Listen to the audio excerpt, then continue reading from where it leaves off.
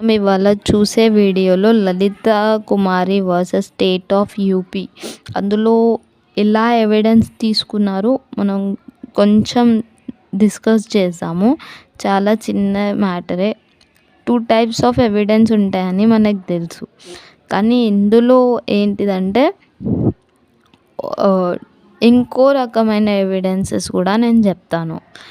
ఇప్పుడు మన ఒక ఏదైనా అక్కడ జరిగితే అక్కడ ఉన్న వాళ్ళు ఓకే నిజమైన ఎవిడెన్స్.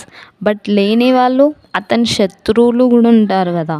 అతని శత్రువులు ఎవరైతే ఉన్నారో వాళ్ళు కూడా కావాలని ఇంకా కలుగజేసి చెప్పేవాళ్ళు ఉంటారు. అలాంటి ఎవిడెన్స్లు ఉంటారు. నిజంగా చెప్పేవాళ్ళు కూడా ఉంటారు. మన పని ఏంటిది? మనం అందులో నుంచి ఏదైతే నిజంగా ఉంది మనకు అనిపించింది మనం తీసుకోవాలి. కానీ వాడి శత్రువు ముందు నుంచి ఏదో చేసి ఉంటారు. వాళ్ళిద్దరు గొడవపడి ఆ గ్రడ్జ్ పెట్టుకొనైనా ఇంకా ఎక్స్ట్రా చెప్పి ఉంటాడు కదా.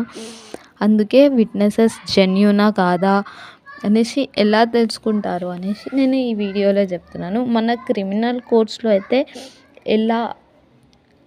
ఎలా చెప్తారు, ఎలా వాళ్ళు కరెక్ట్ తీసుకుంటారు, జడ్జెస్ ఏం రోల్ ప్లే చేస్తారు, విట్నెసెస్ ఏం రోల్ ప్లే చేస్తారు అంటే క్రిమినల్ కోర్ట్స్లో మనందరికీ న్యాయం ఎలా సమానంగా అందించాలనేసి ఫస్ట్ ప్రిఫరెన్స్ ఇస్తారు. అందరికీ ఒక్కటే రకమైన న్యాయాన్ని అందించాలి. ఇప్పుడు అక్యూజ్కైనా విట్నెస్ అయినా మనిషి కాబట్టి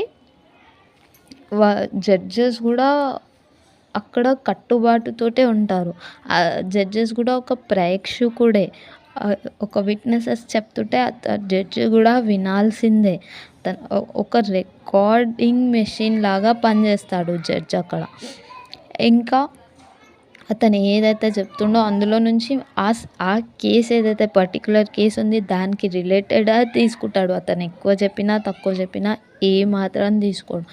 జడ్జి కూడా ఇంటర్నల్ క్వశ్చన్స్ ఎక్స్పెక్ట్ చేస్తూ ఆ ట్రయల్ని ఎలా ముందుకు చేయాలి అనేది చూస్తూ ఆ పర్టికులర్ కేస్కి సంబంధించిన క్వశ్చన్స్ వేస్తూనే చాలా ఇంటెలిజెంట్గా అక్కడ ట్రూత్ని రాబట్టడానికి ట్రై చేస్తాడు.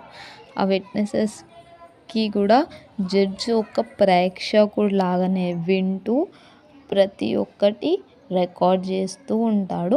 అండ్ కేస్కి సంబంధించిన ఎవిడెన్సే తీసుకుంటాడు. మిగిలిన